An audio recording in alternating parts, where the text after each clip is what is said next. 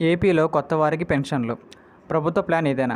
ఈ యొక్క టాపిక్ గురించి పూర్తిగా తెలుసుకుందాం. అందుకంటే ముందుగా మన ఛానల్ కొత్తగా వచ్చినట్లయితే సబ్స్క్రైబ్ బటన్ బెల్ ఐకాన్ దానిలో పెట్టుకోండి. ఖచ్చితంగా ఈ వీడియో క్లిక్ చేసినప్పుడైతే మరింతమందికి అయితే వీడియో షేర్ అవుతుంది. మన ఛానల్కి అయితే మీ యొక్క సపోర్ట్ అనేది ఈ విధంగా కోరుకున్నానండి. ఏపీలో కొత్త వారికి పెన్షన్లు. ప్రభుత్వ ప్లాన్ ఇదేనా? ఈ యొక్క టాపిక్లో చూసినట్లయితే ఆంధ్రప్రదేశ్ ప్రజలు మళ్ళీ పెన్షన్ కోసం ఎదురు చూస్తున్నారు. 1వ తేదీ ఎప్పుడు వస్తుందా అని చూస్తున్నారు. అయితే ఆల్రెడీ లబ్ధిదారుల జాబితాలో ఉన్నవారికైతే ఇస్తారు. మరికొన్ని కొత్త పేర్లు చూసినట్లయితే ఇక్కడ వారి యొక్క సంగతి ఏంటంటే ప్రభుత్వ ప్లాన్ ఏంటో తెలుసుకుందాం. సింపుల్గా మనం ఇక్కడ మనం గమనించినట్లయితే ఆంధ్రప్రదేశ్ ప్రభుత్వానికి ఈసారి పెన్షన్లు ఇవ్వడం చాలా తేలికండి. ఎందుకంటే ఇక్కడ జూలైలో పెన్షన్ ఇచ్చినప్పుడు ఏప్రిల్, మే, జూన్ బకాయిలు కూడా మనకైతే కలిపి చెల్లించారు. ఈసారి బకాయిలు ఏవీ లేవు కాబట్టి జూలైతో పోల్చితే ఆగస్టులో ఇచ్చి పెన్షన్ ప్రభుత్వం మనకైతే కాస్త తక్కువే అని చెప్పుకోవచ్చండి. ఇంకా అదేవిధంగా చాలా తక్కువ అమౌంట్ మనకైతే మంజూరు అయ్యే అవకాశం కూడా ఉంది. ఎన్నికల్లో ఇచ్చిన హామీ ప్రకారం వృద్ధులకు 4,000 చొప్పున ఇవ్వనుంది. మిగతా 27 కేటగిరీల వరకు కూడా వాళ్ళకైతే హామీ ప్రకారం ఇవ్వనుందండి. ఆగస్టు 1నే మొత్తం పెన్షన్లు మంజూరు అయ్యేలాగా వాళ్ళతో ఇక్కడ ప్రభుత్వం వారితో ఇక్కడ రెడీ అవుతుందని చెప్పుకోవచ్చండి. ఇంకా అదేవిధంగా ఇక్కడ మనం చూసినట్లయితే అంతా బాగానే ఉన్నా కొత్త వారికి పెన్షన్ సంగతి చూసినట్లయితే అనే ప్రశ్న తెరపైకైతే వస్తుందండి. ఎందుకంటే ఏపీలో ప్రతి నెల కనీసం 50,000 మంది కొత్తగా పెన్షన్లు అయితే పొందేందుకు అర్హులయ్యే అవకాశాలు అని చెప్పుకోవచ్చండి. అలా చూస్తే ఏప్రిల్ నుంచి ఇప్పటి వరకు 4 నెలల్లో కొత్తగా 2 లక్షల మందికి అయితే పెన్షన్ జాబితాలు మనకే చేసినట్టు జరుగుతుందండి.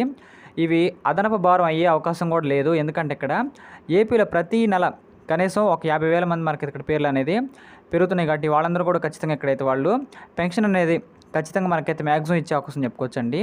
అది ఎలా చూసినట్లయితే ఇక్కడ కొత్త వారిని చేర్చిన మొత్తం లబ్ధిదారుల సంఖ్య మనకైతే పెద్దగా పెరుగుదల ఖచ్చితంగా ఉండకపోవచ్చు అనే మాట మనకైతే బాగా వినిపిస్తుందని చెప్పుకోవచ్చండి. జూలై నెల తీసుకుంటే ఆ నెలలో ప్రభుత్వ పెన్షన్ల పంపిణీకి 4,408 కోట్ల రూపాయలు మనకైతే మంజూరు చేశారండి. మొత్తం పెన్షన్ లబ్ధిదారుల సంఖ్య వచ్చేసి 65,18,496గా మనకి చెప్పారండి.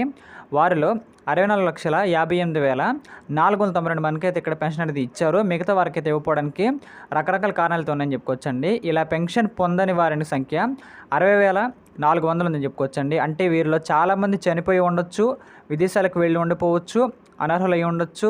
కారణాలు ఏమైనా కానీ మనకైతే ఇక్కడ 60,000 మందికి అయితే ఇక్కడ పెన్షన్ అనేది ఇవ్వలేదని చెప్పుకోవచ్చండి. ప్రభుత్వం అనేది అంటే వాళ్ళకున్న అర్హతల ప్రకారంగా వాళ్ళకి తెలియని చెప్పుకోవచ్చు. అందువల్ల వీరి స్థానంలో కొత్త లబ్ధిదారులు వచ్చినా పర్వాలేదు, మనకైతే ప్రభుత్వం వారు దీన్ని ఖచ్చితంగా మేనేజ్ చేసుకోవడానికి మనకైతే పెద్ద ఇబ్బందిగా ఉందని చూస్తున్నారండి. ఇంకా అదేవిధంగా చూసినట్లయితే ఇక్కడ ఇప్పటి వరకు ఏపీ ప్రభుత్వం సెట్ అవ్వడానికి మనకైతే కొంచెం టైం అనేది తీసుకోవడం జరుగుతుంది. ఈ విధంగా మనకైతే ప్రభుత్వం వారి యొక్క లెక్కల ప్రకారం చూసినట్లయితే కొత్త వారికి కూడా పెన్షన్ ఇవ్వడం వాళ్ళకి ఎటువంటి ఇబ్బంది ఏమీ లేదు అనే పాయింట్ మనకైతే బాగా అర్థమవుతుందని చెప్పుకోవచ్చండి.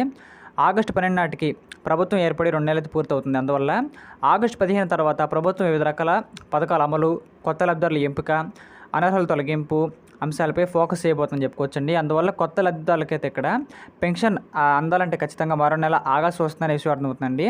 పెన్షన్లు అధికారిక పోర్టల్ మనకైతే ఇక్కడ ఒక వెబ్సైట్ అయితే ఉంది. ఆ యొక్క వెబ్సైట్లో మనకైతే కొత్త లబ్ధిదారు ఎంపిక కూడా మనం చేసుకోవచ్చండి. ఎలాంటి సంవత్సరం సరే మనకైతే అక్కడ ఇంకేవలేదు కాబట్టి త్వరలో మనకైతే ఈ యొక్క వెబ్సైట్ అయితే రన్నింగ్ అయితే అయిందండి.